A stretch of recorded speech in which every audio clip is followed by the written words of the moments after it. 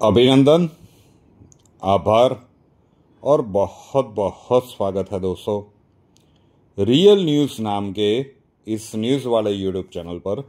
और मैं हूं आप सबका अपना रुपेन आर शाह।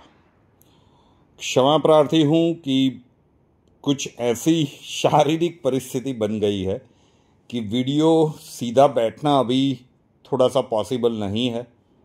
तो आज और जब तक ये थोड़ा सा ठीक नहीं होगा, पेन किलर लिए जा रहे हैं। पीछे बैक में एक झग्स आ गया है दीपावली का, जो घर का सफाई काम चल रहा था उसमें, और मोच थोड़ी सी ज़्यादा है तो सीधा बैठा नहीं जा रहा है। और उसी के कारण अब इतने महत्वपूर्ण टॉपिक साथ में आ रहे हैं, आप लोगों तक पहुंचाना अनिवार्य था।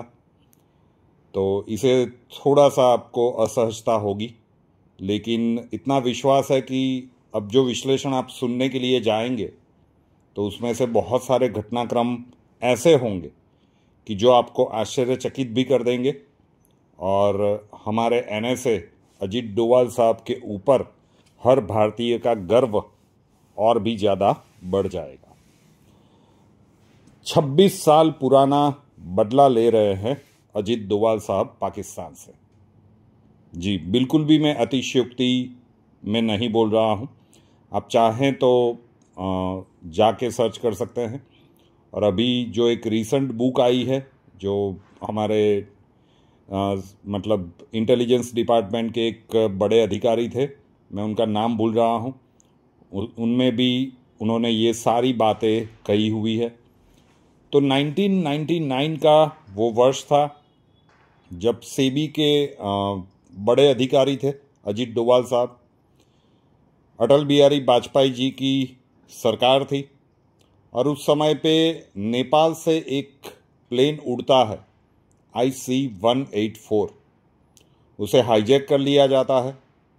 अमृतसर में मेरे ख्याल से उसकी लैंडिंग करवाई गई थी फ्यूल के लिए, और फिर उसे दुबई ले जाया गया और उसके बाद कंधार ले जाया गया।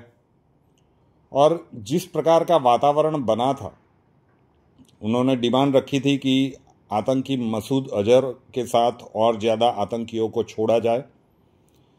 उस समय पे तालिबान राइस पे था और तालिबान से डील करने के लिए अजीत डोवाल वो अधिकारी थे जिनको अफगानिस्तान भेजा गया था। और बिना प्रिपरेशन, बिना प्लानिंग, बिना किसी कांटेक्ट, अब अचानक से जब ये घटनाक्रम हो गया और फिर आप मैदान में उतर के प्लानिंग करने के लिए जाते हैं तो आपके पास ऑप्शंस बहुत कम होते हैं। और उस समय पे अजीत डोवाल साहब के साथ यही हुआ कि किनके साथ डील करे, क्या प्लानिंग करे, क्या सेटलमेंट करे, ताकि बात बन जाए, हमारे यात्री भी बच जाएं और आतंकियों को छोड़ना भी ना पड़े। लेकिन वो समय उनका नहीं था और अंततोगत्वा भारत सरकार को झुकना पड़ा, आतंकी मसूद अजहर को छोड़ना पड़ा, जिसने फिर पाकिस्तान में जाके जैश-ए-मोहम्मद नाम का आतंकी संगठन बनाया और फिर उसने बहुत सारी भारतवर्ष में आतंकी गतिविधियां की। तो भारत सरकार के ऊपर, वाजपेयी जी की सरकार के ऊपर वो एक काला धब्बा था कि आतंकियों के सामने देश की सरकार को झुकना पड़ा था। यह अजीत डोवाल जी के लिए एक सेटबैक से कम नहीं था। 26 साल पुरानी बात है, लेकिन उसके बाद जैसे आप अजीत डोवाल जी को जानते हैं कि ये किसी भी चीज़ को भूलते नहीं हैं। 2005 में उनका रिटायरमेंट हुआ था, सेवानिवृत्त हुए थे, और उसके बाद लगभग 11-11.5 साल से वो हमारे एनएसए हैं। 2021 में, अगर आपको याद हो, 2021 में, अब इन 11 सालों में अजीत डोवाल साहब ने किया क्या। 1999 की वो घटना तो हमने आपको बता दी कि जो अजीत डोवाल जी के कैरियर में भी एक unsuccessful feather, the one and only unsuccessful feather है। फिर कुछ घटनाक्रम ऐसे बने कि दुनिया का कभी भी उसके ऊपर ध्यान नहीं गया। अमेरिका जब अफगानिस्तान से निकला था, आपको पता है वो तारीख कौन सी थी? वो तारीख थी 15 अगस्त 2021। जी, भारत के स्वतंत्रता दिन पर अमेरिका का फाइनल प्लेन बगराम एयरपोर्ट से उड़ा था। वो सारे विजुअल्स, जिस प्रकार के हड़बड़ाहट में वो वहां से निकले थे भारत के स्वतंत्रता दिन के ऊपर।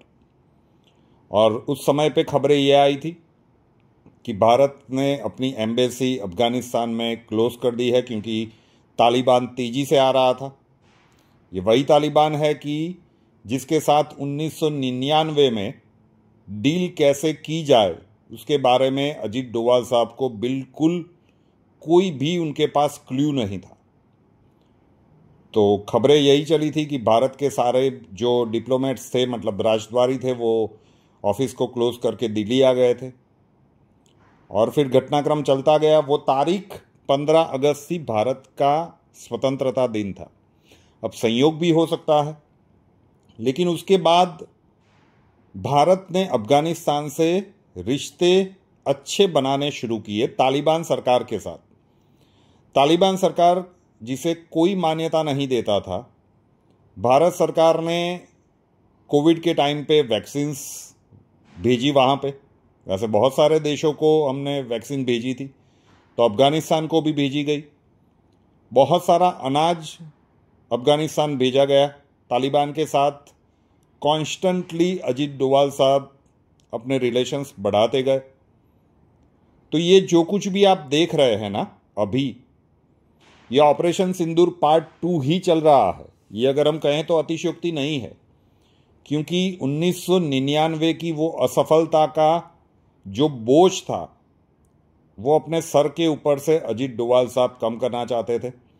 और ये किसी चीज़ के पीछे पड़ जाए फिर उसका बचना लगभग नामुमकिन है। 80 साल से ज़्यादा की उम्र है, 80 ईयर्स, ऊपर कुछ महीने हो गए हैं अजीत डोभाल साहब को आज की तारीख में। लेकिन पूरा प्लानिंग उनका चला। और जब वो अनाज वगैरह भेज रहे थे, वहाँ पे बेसिक जो फैसिलिटीज़ है वो भारत सरकार पहुँचा रही थी। तो कई सारे भारतवर्ष में ही ऐसे मीडिया के स्रोत थे जो बता रहे थे कि भारत की फॉरेन पॉलिसी पूरी तरह से फेल है। ये क्या कर रही है भारत सरकार, जिसे कोई भी दुनिया का कोई देश मान्यता नहीं दे रहा है, उनके सामने हाथ जोड़ के खड़ी है। लगभग यही शब्द थे। आप जाएंगे टटोलेंगे तो आपको मिल जाएंगे वो वीडियोस, वो लेख, वो सारी चीज़ें पब्लिक डोमेन में है। बहुत सारा क्रिटिसिज्म हुआ था, लेकिन उसकी इन सब की परवाह करे तो उस हस्ती का नाम अजीत डोभाल हो नहीं सकता। उसके बाद अचानक से बलोचिस्तान से विद्रोह की आवाज़ उठने लगी, पीओके से विद्रोह की आवाज़ उठने लगी, खैबर पख्तूनख्वा मतलब टीटीपी, हर एक जगह से आंतरिक विद्रोह पाकिस्तान में बढ़ता गया। ये पाकिस्तान में स्पाई भी रह चुके हैं ना, वो कहानी भी आपको पता होगी कि वो पाकिस्तान के अंदर जाके जासूस के रूप में काम कर चुके हैं। फिर एक अलग एंगल ले लेते हैं कि 1999 का दर्द अजीत डोभाल साहब के ऊपर कितना भारी था। लगातार कई वर्षों से हम खबरें देख रहे हैं कि अज्ञात हमलावर पाकिस्तान में कहीं से प्रकट हो जाते हैं और जितने भी मोस्ट वांटेड आतंकवादी हैं उनको बीच बाजार में, जेल के अंदर, मस्जिदों के अंदर निपटा जाते हैं। और ये घटनाक्रम आज भी जारी है और कोई भी अज्ञात हमलावर कभी भी पकड़ा नहीं गया। तो हम ये मान के चल सकते हैं कि ये अजीत डोभाल साहब की ही प्लानिंग है। अब कई लोग कहेंगे कि नहीं, ये तो मतलब छद्म युद्ध है। भारतवर्ष में अगर आप आतंकी हमले इतने वर्षों से करवाते रहे तो वो सही, और हम उसका बदला लेने के लिए हमारी गुप्तचर संस्थाएं प्लानिंग के साथ ये कर रही है, तो ये गलत कैसे हो सकता है? तो ये भी अजीत डोभाल साहब का एक अलग एंगल था। और कहा तो ये भी जाता है कि तालिबान के जो मंत्री अभी भारतवर्ष में आए थे, 6-7 दिन उनका रहना, कहाँ पे जाना, किस प्रकार से डायलॉग्स वगैरह होंगे, वो सारी बातें, वो सारा प्लान अजीत डोभाल साहब का ही था। तो बहुत सारी चीज़ें ऐसी है कि हम ऑन रिकॉर्ड बोल नहीं सकते कि ये हमने किया है, क्योंकि फिर इंटरनेशनल जियोपॉलिटिक्स में उसके फायदे लेने के लिए बहुत सारे देश खड़े हो जाएंगे। लेकिन वो 1999 का बदला लिया जा रहा है। ऑपरेशन सिंदूर जारी ही है, ये कहें तो अतिशयोक्ति नहीं है। एस्ट्रोलॉजी के चैनल पर हमने पूरा वीडियो किया था। पहलगाम हमले के 2 दिन बाद 24 अप्रैल का वो वीडियो था, ऐसे मिटेगा पाकिस्तान, सबसे बड़ी भविष्यवाणी। वो वीडियो को ध्यान से देखिएगा, स्पष्ट रूप से ये सारी चीज़ें बताई गई थी कि बलूचिस्तान से भी हमले होंगे, पीओके के लोग आंदोलन करेंगे, अफगानिस्तान भी हमला करेगा, और इस प्रकार की परिस्थितियां नरेंद्र मोदी जी निर्मित कर देंगे कि पाकिस्तान की सेना को अपने ही लोगों पर गोलियां चलानी पड़े। और वो सारे घटनाक्रम आप देख रहे हो। और ये सारा प्लानिंग अगर कोई कर रहा है तो उस व्यक्ति का नाम अजीत डोभाल साहब है। Is a real asset of India. Bharatvarsh के कोहिनूर है, अगर ये कहें तो अतिशयोक्ति नहीं होगी। ये जो कुछ भी चल रहा है ये भारतवर्ष की कूटनीति है, चाणक्य नीति है कि युद्ध में उतरने से पहले ही दुश्मन को इतना परास्त कर दो, इतना डिप्रेस कर दो कि फिर हमें ज़्यादा करने की आवश्यकता न रहे। तो यहाँ से अभी घटनाक्रम जा रहे हैं, इसका फाइनल आउटकम ऐसा दिख रहा है कि खैबर पख्तूनवा अफगानिस्तान ले जाएगा, बलूचिस्तान आज़ाद होगा और पीओके भारतवर्ष का हिस्सा बनेगा। तो 26 साल पुराना जो एक दर्द अजीत डोभाल साहब के सीने में पनप रहा था, उसका हिसाब अब सूद समेत वो ले रहे हैं और पाकिस्तान उसकी पूरी कीमत चुका रहा है। तो ये था एक महत्वपूर्ण विश्लेषण। संभव है कि ये तार्किक कड़ियाँ हैं और जो एस्ट्रोलॉजिकल संयोग हम देख रहे हैं, जो किताबों में उल्लेख हैं, उन सबको जोड़ के इसका कभी भी आपको हिस्ट्री की किताबों में उल्लेख नहीं मिलेगा। कुछ घटनाएं ऐसी होती है कि जो कभी भी इतिहास का ऑफिशियल हिस्ट्री का हिस्सा नहीं बनती, लेकिन वो सत्य तो है। जो पाकिस्तान में हो रहा है वो सत्य तो है, लेकिन वो किसने करवाया वो कभी भी इतिहास में दर्ज नहीं होगा। लेकिन इस समय में जीने वाले हर भारतीय को ये पता होना चाहिए कि इसके पीछे का दिमाग अजीत डोभाल साहब का ही है। कई राष्ट्र के बहुत सारे लोगों को ये अतिशयोक्ति लगेगी और पसंद नहीं आएगा, तो अब वो उनकी विचारधारा है। लेकिन बहुत सारे जो राष्ट्र प्रेमी हैं उनको ये लॉजिक उतरेगा दिमाग में कि हाँ, ऐसा हो सकता है, भारत की प्रवर्तमान सरकार ये कर सकती है। वीडियो पसंद आए तो वीडियो को लाइक कर दीजिएगा और सोशल मीडिया पर शेयर कीजिएगा।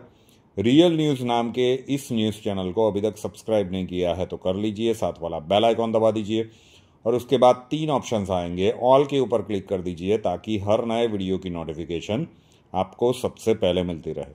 नए वीडियो के साथ फिर मिलेंगे। जय हिंद।